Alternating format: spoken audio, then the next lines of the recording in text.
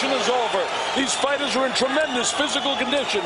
The Mountain Warrior, Shane Cameron, is it his coming out party? Is it the end of the era for David Tuah? That's what this fight's all about. It is the fight of the century. Round one, scheduled for 12. The champion decked out in white. The challenger, David Tuah, in black trunks. So far, Shane is doing what most people thought, boxing from the outside. Tuah misses his first left-hand offering. Shane lands his first left hook. Cameron jabs him off again. Catches him with a left hook.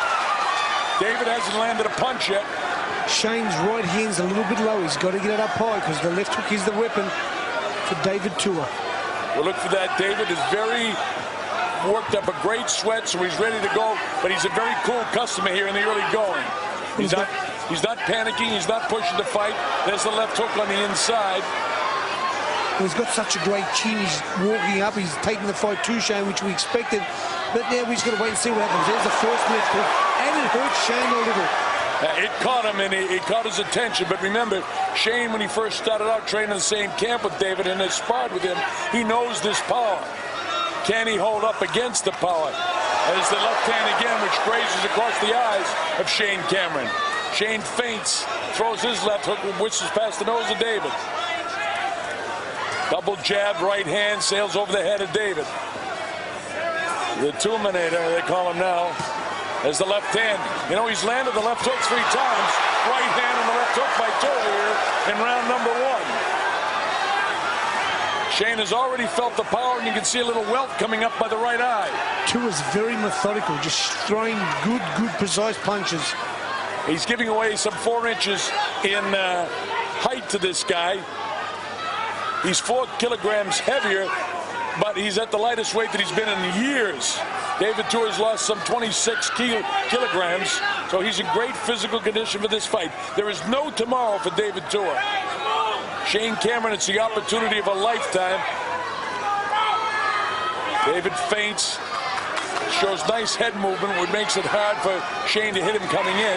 Shane touches him up a couple of times, and David whistles the left hook by him again. You notice Bruce McTavish stays back. He's one of the very best referees in the world. Oh, he caught him! And he caught him again! Shane's ready to go!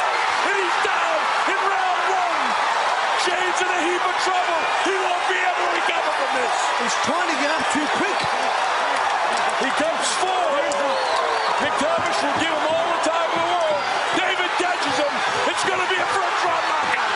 Down he goes again. Oh, that's a disqualification. I don't know about that. It won't be, but I'm just saying he's hitting him while he's on the floor. 4 and 5 and 6 and 7. He's got the 8 count. He brings his hands up. He's called timeout. Bruce McTavish has called timeout. And we're at the very end of the round.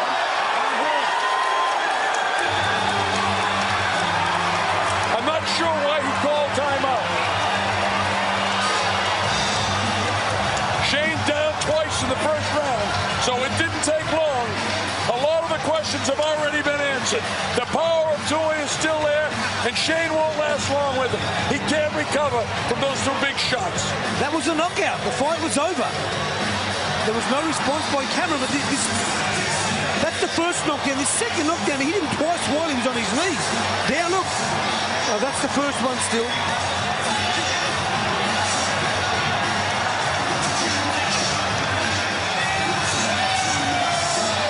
He's down. There, hitting.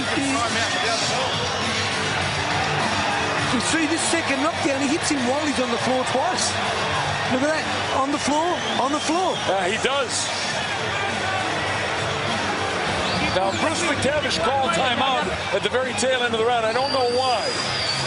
But he did hit him down twice, and it could have been a disqualification. Cedric Kushner was going wild in the corner, saying the fight was over. This is the David Tuah that we all thought would have come to fight Lennox Lewis. Where was he? Big difference in the skills of Shane and Lennox. Shane's eyes are both puffy.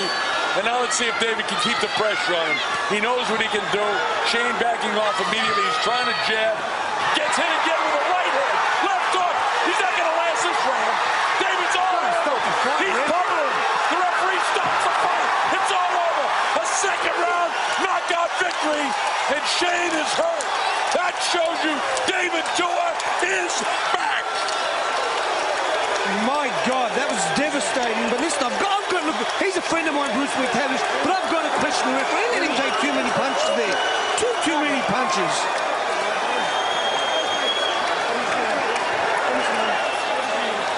Shane took at least 7 or 8 clean blows. McTavish, of course, didn't want to stop it too quick, but, you know, I'm not going to take the judgment away from the referee in this particular case. I don't know what went on with the 2 punches when he was on his knee. A little bit of controversy in there, but there's no question it was academic. David Tua pummeled this guy and did what he has to do to jump back on the scene. That's a brilliant knockout victory for David Tua. That's devastating. Look, like I said, obviously I know Lennox Lewis is different, but if that kind of guy came out against Lennox Lewis, who knows what could have happened? He was cool in the easy, early going of the fight. And, I mean, he just really devastated. Here's David over there saying, you know, now this shows the sportsmanship of the 2 guys. Well, nobody's ever doubted what a gentleman David Tua is. My heart goes out to Shane because I know how hard he worked to get ready for this fight. He's a wonderful guy. Guy raised in the shadows of Mount Naki.